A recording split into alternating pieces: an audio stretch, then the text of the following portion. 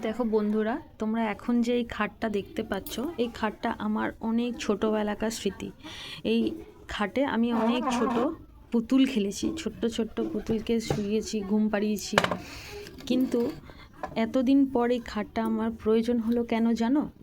এই খাটটা আমি আমার গোপালকে শয়নের জন্য এই খাটটা আমি রেডি করছি।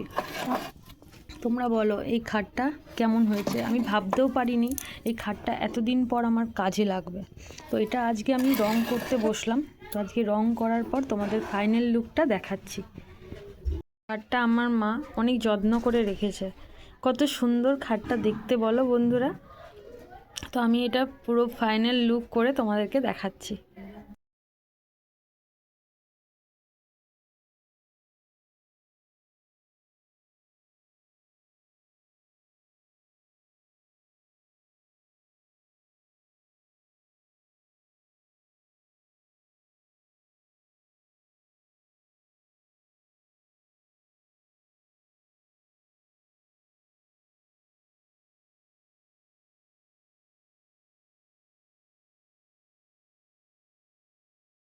দেখো বন্ধুরা, ফাইনাল লুকটা কেমন হয়েছে আমাকে জানিও সবাই।